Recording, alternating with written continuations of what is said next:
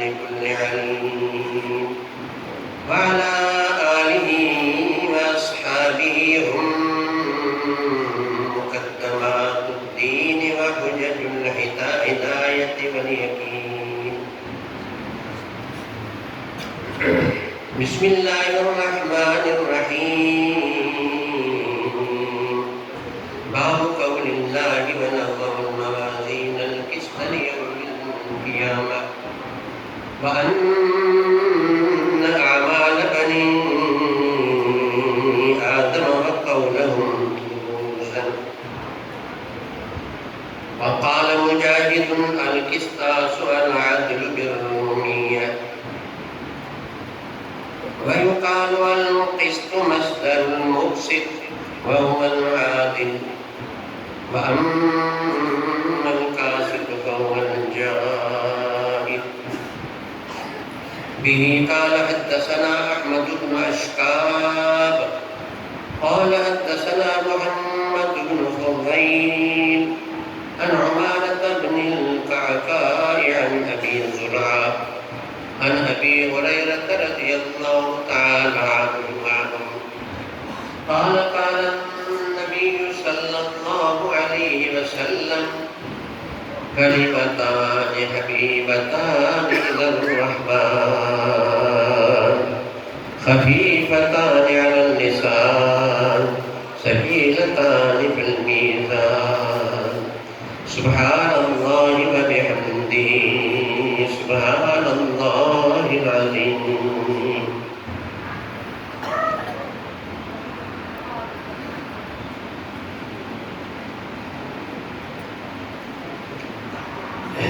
تمام حضرات کو معلوم ہے آج کا یہ درس صحیح بخاری شریف کی آخری حدیث. پورا سال بچیاں پڑھتی رہیں اور اساتذہ کرام خدمت کرتے رہے. یہ ہمارے دین کی اتنی عمدہ کتاب ہے کہ جس کے بارے میں علماء کا اتفاق ہے کہ اصح الکتب بعد کتاب اللہ الصحیح للبخاری. یہ دنیا اسلام کی صحیح ترین کتاب ہے اور ایک بابرکت کتاب ہے جس کا مؤلف، جس کا یعنی تصنیف کرنے والا وہ بھی ایک بڑی ہستی ہیں، بڑی شخصیت ہیں، وہ ہے امام بخاری رحمہ اللہ. اس کا پورا ترجمہ اس طرح ہے: محمد بن اسماعیل بن ابراہیم بن مغیرہ بن برتزبہ بن بزز بن الجوفی البخاری. یہ نسب نامہ بھی عجیب ہے کہ امام صاحب کا نام محمد ہے، والد کا نام اسماعیل ہے، دادا کا نام ابراہیم ہے. جس طرح جناب رسول اللہ صلی اللہ علیہ وسلم محمد بن اسماعیل بن ابراہیم ہے، تو امام بخاری کو بھی وہ شرف حاصل ہے. اتفاق ایسا ہے کہ امام بخاری کا نام بھی محمد ہے اور ان کے والد کا نام اسماعیل جو ایک نبی کے نام پر ہے. اس طرح دادا کا نام ابراہیم ہے جو وہ بھی نبی کے نام پر ہے. امام صاحب کی ولادت 194 میں بروز جمعہ بعد نماز جمعہ 13 شوال 194 میں امام صاحب کی ولادت ہے، اور وفات امام صاحب کی جو ہے وہ 256 اور 1 شوال یعنی عید الفطر کی رات بعد نماز عشاء، عید الفطر کی رات اور شوال کے پہلی تاریخ کی رات. تو 62 سال کل عمر امام صاحب رحمہ اللہ کی ہے، 13 دن کم. انہوں نے اپنی زندگی میں بہت بڑی خدمت کی اور امام صاحب کی جو تاریخی حالات ہیں ان سے معلوم ہوتا ہے کہ یہ ایک عظیم شخص. خود ہی فرماتے ہیں کہ میں شروعات میں ابھی چھوٹا تھا، پڑھنے سے پہلے میری بینائی ختم ہو گئی تھی، نظر ختم ہو گئی تھی۔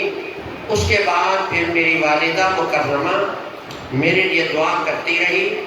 پھر ایک دن حضرت ابراہیم علیہ السلام کا دیدار ہوا نیند میں، تو ابراہیم علیہ السلام نے فرمایا کہ اللہ رب العزت نے آپ کی دعاؤں کی برکت کی وجہ سے آپ کے بیٹے کی بینائی کو واپس کر دیا۔ اس سے معلوم ہوا کہ والدین کی دعا وہ بھی اولاد کے لیے بھلائی اور دونوں جہانوں کی کامیابی کا ذریعہ ہے۔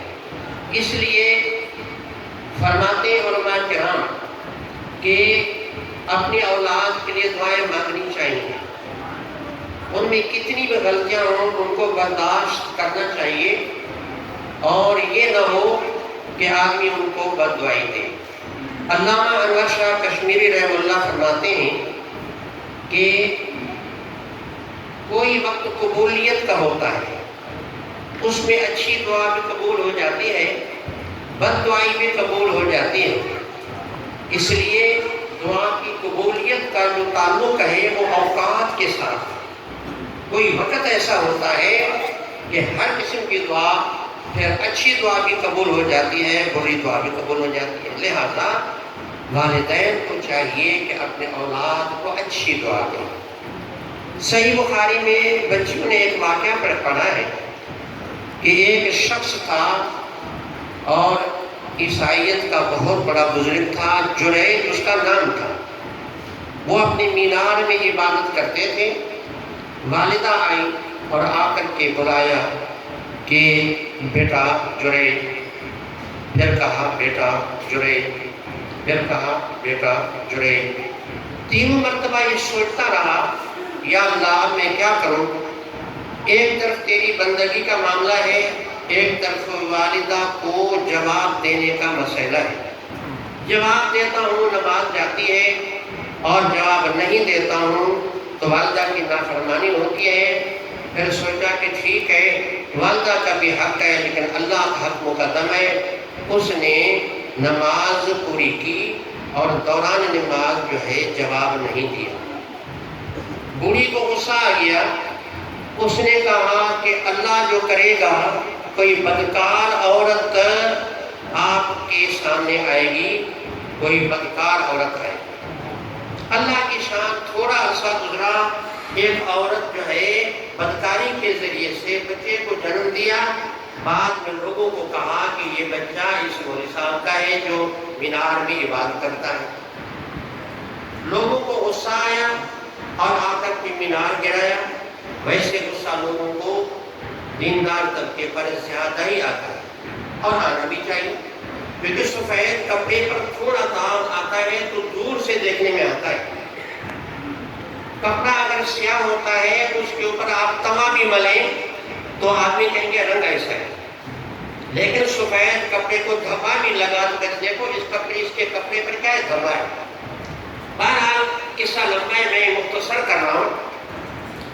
اس عالم کو لے گئے اور گدھے کی پیٹھ کی طرف اس کا منہ کالا کر کے پورے شہر میں گھمایا، اور مار مار کے تھک گئے۔ اس کے بعد تھکنے کے بعد جب اس کو چھوڑا، اس کے بعد اس مولوی صاحب نے کہا کہ یہ میں واقعی گناہ گار ہوں، لیکن میرا اللہ گواہ ہے میرا یہ گناہ نہیں ہے۔ گناہ یہ ہے کہ میں نے اپنی والدہ کو جواب نہیں دیا اور میری والدہ نے مجھے بد دعائی دی تھی، اس وجہ سے اللہ نے یہ سزا مجھے دنیا میں دی ہے۔ باقی آپ کو اگر یہ بات اعتماد نہ ہو تو چھوٹا بچہ مجھے دکھائے، میں بچے سے پوچھتا ہوں کہ اگر بچہ بتا دے کہ میرا باپ کون ہے پھر تو بات ختم۔ انہوں نے کہا یہ کیسے ہوگا، چھوٹا بچہ بات گود میں کیسے کرے گا۔ خیر بہرحال بچے کے پاس آئے، بچے سے پوچھا کہ تیرا باپ کون ہے؟ اس نے کہا فلاں جو چل رہا ہے وہ میرا باپ ہے، یہ مولوی صاحب اللہ والا میرا باپ نہیں۔ اس سے آپ اندازہ لگائیں کہ حالات وہ نیک تھا، عالم تھا،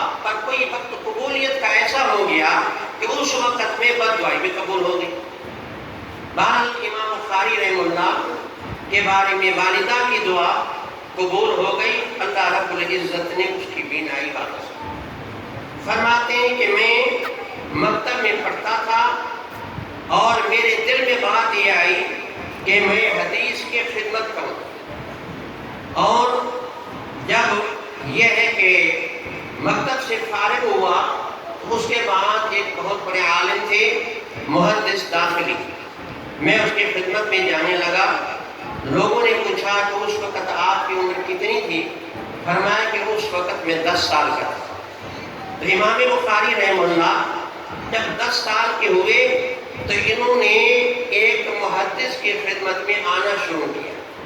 فرماتے استاد مکرم نے جب سبق شروع کیا تو اس نے سند پڑھی، اس نے کہا ان سفیان ان ابی الزبیر ان ابراہیم۔ میں چھوٹا بچہ کھڑا ہو گیا، میں نے کہا حضرت آپ فرماتے ہیں کہ سفیان کا استاد ابو زبیر ہے، ابو زبیر کا استاد جو ہے وہ ابراہیم ہے، حالانکہ ابو زبیر جو ہے وہ ابراہیم کے پاس پڑھا ہی نہیں۔ بچہ بیٹھ گیا، استاد مکرم نے پھر سند پڑھی، میں پھر کھڑا ہو گیا، 3 مرتبہ اس طرح ہوا۔ میں نے کہا آپ اپنی اصل کتاب جو ہے جو آپ کا مسودہ ہے آپ اس کو دیکھیں۔ دیکھنے کے بعد استاد مکرم نے فرمایا بیٹا چلو تم بتاؤ کہ یہ سند کس طرح ہے۔ تو امام بخاری فرماتے ہیں میں نے سند پڑھی ان سفیان ان زبیر بن عدی ان ابراہیم، یعنی زبیر شاگرد ہے ابراہیم کا، ابو زبیر ابراہیم کا شاگرد نہیں۔ پوچھا گیا تو اس وقت آپ کی عمر کتنی تھی؟ فرمایا یہ اس وقت میری عمر تھی 11 سال۔ تو 11 سال میں اتنا بڑا ذہین ثابت ہوا کہ استاد کو اس کی غلطی پر متنبہ کیا۔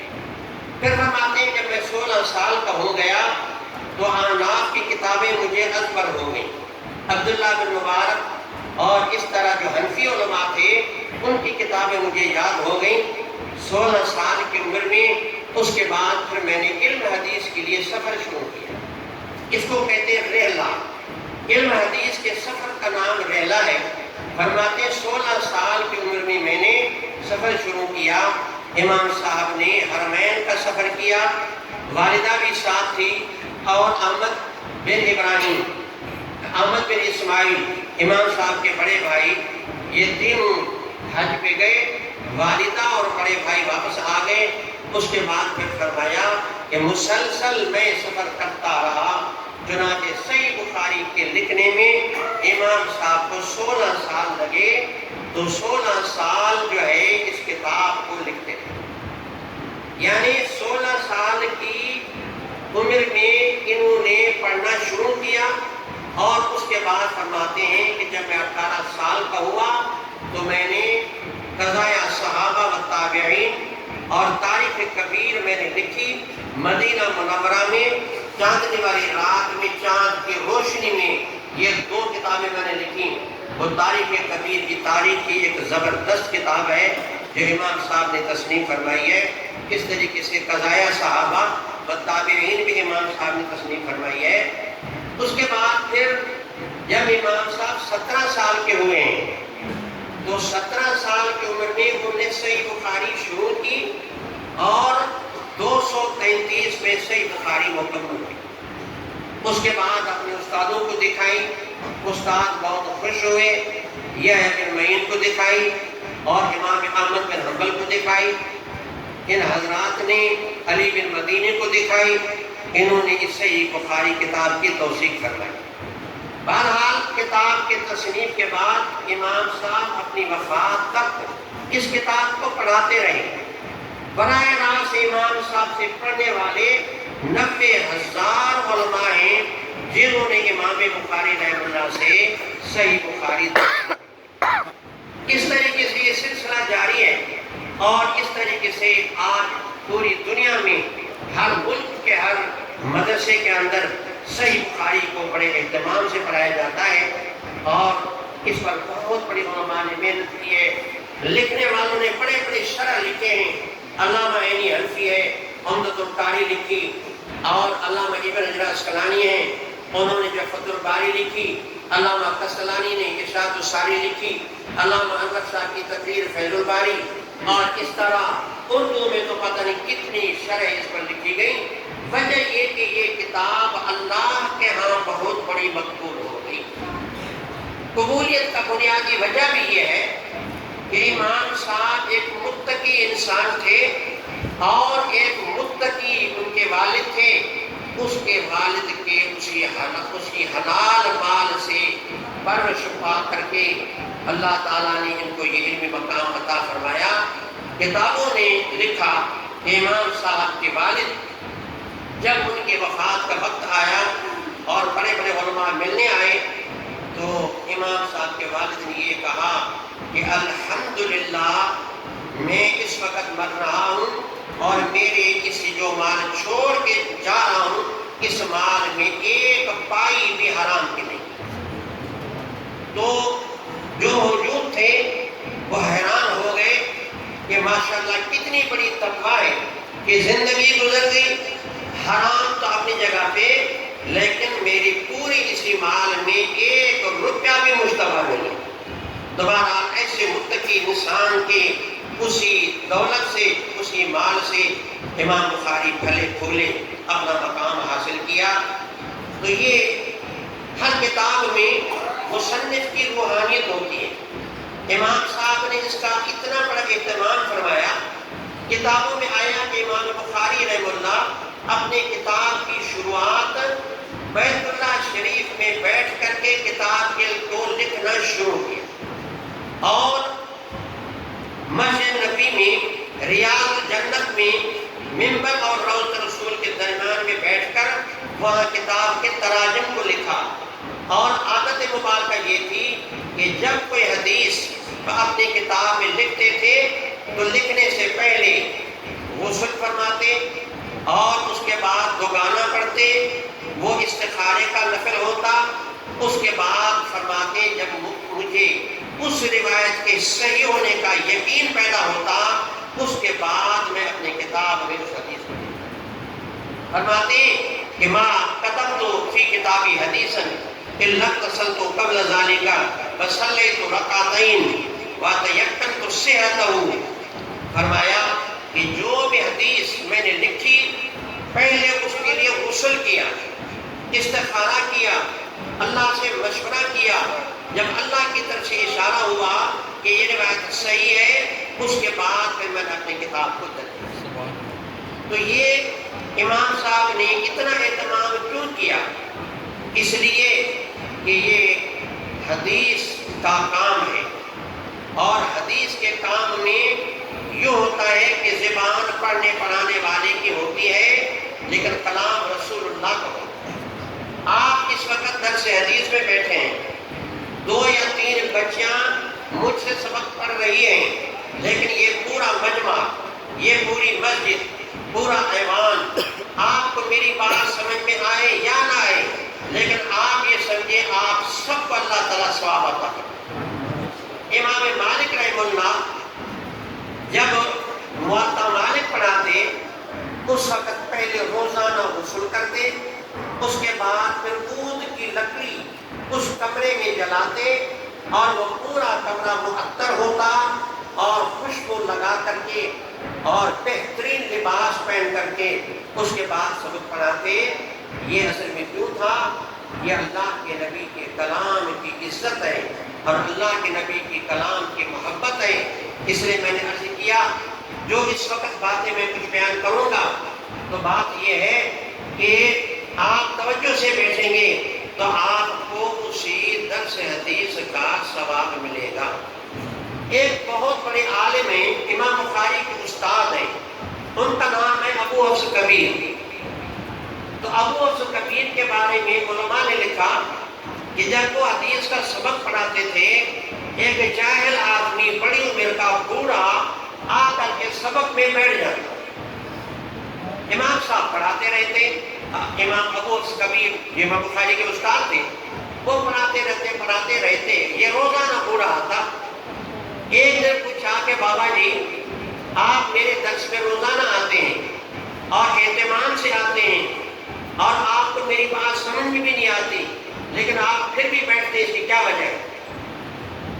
اس بوڑھے نے کہا حضرت اس کی ایک وجہ تو یہ ہے کہ میں نے حدیث سنی ہے العالم والمتعلم سواء، کہ جب سبق پڑھایا جاتا ہے تو استاد کو بھی ثواب اتنا ہی ملتا ہے، شاگرد کو بھی اتنا ہی ثواب ملتا ہے۔ تو میں طالب علم بن کر کے بیٹھتا ہوں تاکہ جو ثواب اللہ آپ کو دے رہا ہے وہ ثواب اللہ مجھے کرتا ہے۔ اور دوسری بات یہ ہے کہ میں نے حدیث سنی ہے کہ جب درس حدیث ہوتا ہے تو اللہ کی طرف سے ایک منادی ہوتا ہے، وہ آواز دیتا ہے اور یہ فرماتا ہے کہ اللہ نے آپ سب کے گناہوں کو معاف کر دیا، اور اللہ نے آپ کی جتنی برائیاں ہیں سیئات کی بدلے میں اللہ نے حسنات کو لکھ دیا۔ اب آپ جب اپنے گھروں میں جائیں تو بس مغفور مرحوم ہو کر کے جا رہے ہیں۔ اس لیے میں سبق میں آتا ہوں تاکہ میرے لیے مغفرت کا فیصلہ ہو جائے۔ تیسری بات یہ ہے کہ میں نے سنا ہے کہ النظر الی وجہ العالم عبادت، عالم کے چہرے کو دیکھنا بھی عبادت ہے۔ اس لیے روزانہ آتا ہوں تاکہ میں آپ کا دیدار کروں، اور یہ آپ کا دیکھنا، آپ کا دیدار میرے لیے عبادت ہے۔ جب بوڑھے نے بابے نے یہ باتیں کی، امام ابو کبیر کو رونا آ گیا۔ یہ دیکھیں یہ اللہ والوں کا تواضع ہے، اللہ والے اپنے آپ کو کم سمجھتے ہیں۔ لیکن دو صحابی ہیں، نبی کریم صلی اللہ علیہ وسلم نے حدیث کا سبق پڑھایا، عشاء کے بعد سبق پورا ہونے کے بعد دو صحابی اسید ابن حضیر اور ایک عباد، دونوں جب یوں باہر مسجد نبی سے نکلے تو دونوں کے سامنے نور چلنے لگا۔ اب یہ صحابی سمجھ رہا ہے کہ اس میرے ساتھی کی برکت ہے، اس کی وجہ سے روشنی ہے، وہ سمجھتا ہے کہ یہ اس کی برکت ہے، لیکن نور چل رہا ہے اور دونوں اس کی روشنی میں چل رہے ہیں۔ آگے جب راستہ ہر کسی کا الگ ہو گیا گھر کا، جب یہ روانہ ہوا تو اس کے سامنے بھی نور چل رہا ہے اور اس کے سامنے بھی نور چل رہا ہے۔ یہ کیا ہے؟ یہ ہے کہ قرآن کریم میں ہے کہ نورہم یسعی بین ایدیہم وبایمانہم، قیامت کا دن ہوگا اور جو عمل ہے اللہ اس کو نور کی شکل دیں گے، اور اس نور کی شکل پر آدمی چلے گا۔ تو یہ اس وقت جو عمل ہے قیامت کے دن نور بنے گا۔ لیکن اللہ تعالیٰ کبھی کبھار آخرت کی چیزیں دکھا دیتا ہے، کبھی دنیا میں بھی اللہ تعالیٰ دکھاتا ہے۔ ان دو صحابہ کو عمل کا نور دکھایا، بہرحال یہ سمجھ رہا ہے کہ اس کی برکت ہے، وہ سمجھ رہا ہے اس کی برکت ہے۔ یہ معاملہ یہاں بھی ہوا۔ اب وہ یعنی ابو حفص کبیر فرما رہے ہیں کہ بھائی وہ عالم میں تو نہیں ہوں جو میری دیدار آپ کا عبادت بنے یا میرے سبق میں جو ہے آپ کا ثواب ملے، وہ تو خلف بن ایوب ہے، وہ تو میں نہیں ہوں۔ اچھا وہ خلف بن ایوب ہے، وہ بابا چلا گیا، جا کر کے اس کے سبق میں بیٹھا، ایک دن اس نے بھی سوال کیا بابا جی آپ سبق میں آتے ہیں؟ انہوں نے کہا وہ اس لیے کہ تینوں باتیں بیان کی، ان باتوں کی وجہ سے آتا ہوں۔ تو خلف بن ایوب نے کہا، رو کے کہا کہ وہ میں تو نہیں ہوں، وہ تو ابو حفص کبیر ہے۔ بہرحال یہ ہے علماء میں اللہ کا خوف، نبی کے حدیث سے محبت، اور اس کے بعد کثر نفسی اور اتنا تواضع کہ اپنے آپ کو ہیج بھی نہ سمجھنا۔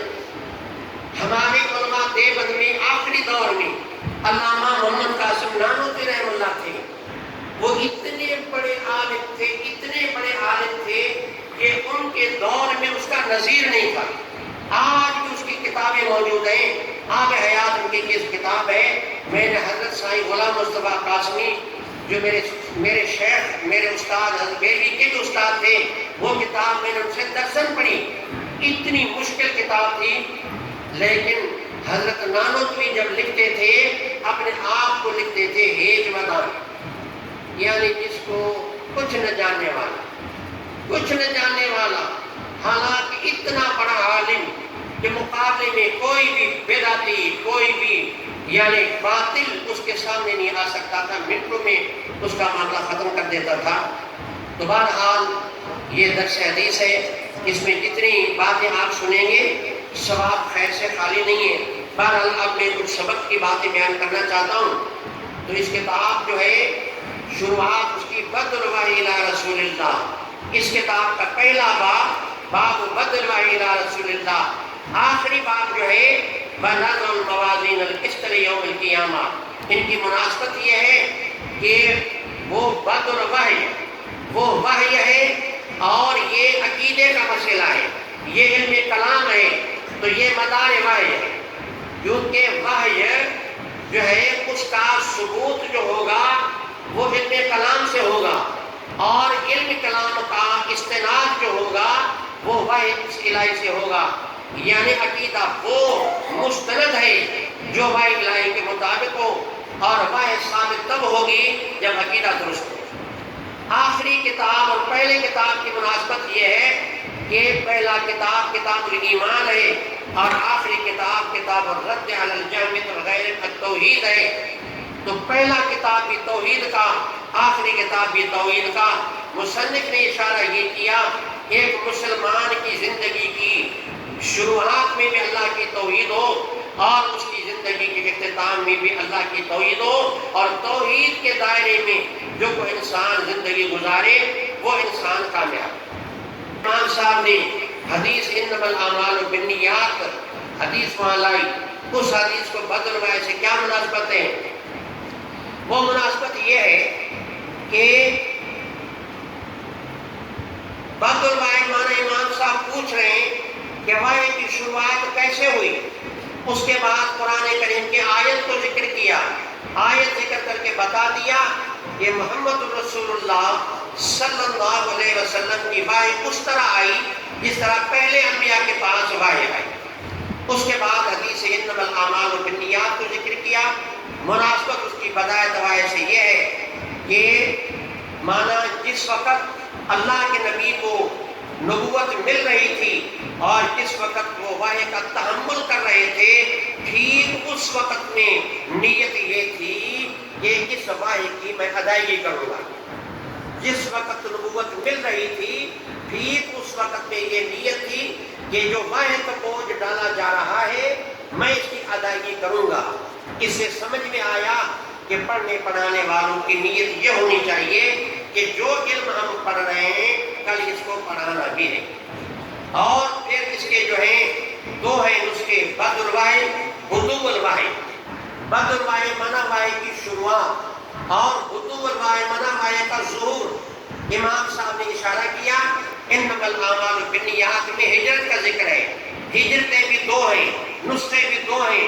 مناسبت یہ ہے کہ نبی کریم صلی اللہ علیہ وسلم گھر سے ہجرت کر کے غار حرا میں آئے تو بدایت وحی ہوئی، جب مکہ سے ہجرت کر کے مدینہ آئے تو وحی کا ظہور ہو۔ تو اس طریقے سے حدیث کی جو ہے ترجمہ باب سے مناسبت ہے۔ اور اس کے بعد پھر یہ ہے کہ امام صاحب نے پہلی حدیث انما الاعمال کی ذکر کیوں کی؟ کہ ایک عمل کی بدایت ہے، ایک عمل کی نہایت ہے، ایک عمل کا اول ہے، ایک عمل کا آخر ہے۔ عمل کے اول میں نیت ہے اور عمل کے آخر میں وزن ہے۔ تو امام نے یہ حدیث لا کر کے گویا کہ اشارہ کر دیا کہ اللہ کے ہاں عمل کا وزن تب ہوگا جب عمل کے شروعات میں نیت ہو، اور اگر نیت ہے تو عمل میں وزن ہے، اگر نیت نہیں ہے تو عمل میں وزن نہیں ہے۔ تو امام صاحب نے پہلی حدیث اخلاص کی لائی، وہ حدیث لا کر کے بتا دیا، اشارہ کیا پڑھنے والوں کو، پڑھانے والوں کو کہ پڑھنے والا عمل، دنیا کا کوئی عمل، کوئی بھی جو نیکی ہو وہ صرف اللہ کو راضی کرنے کے لیے، یہ معنی ہے اخلاص۔ اس لیے ایک روایت میں آتا ہے کہ ایک شخص نے آ کر کے اللہ کے نبی سے پوچھا یا رسول اللہ آپ روزانہ درس دیتے ہیں اخلاص کا، آپ مجھے یہ بتائیں کہ اخلاص کیا ہے؟ فرمایا یہ تو میں واقعی روزانہ سبق دیتا ہوں، لیکن آج تک مجھے کسی صحابی نے یہ نہیں پوچھا کہ اخلاص کیا ہے۔ اور مجھ سے پہلے انبیاء آئے ہیں، انہوں نے بھی اخلاص کا درس دیا، لیکن اخلاص کو سوال کسی نے بھی نہیں کیا۔ قرآن ہے کہ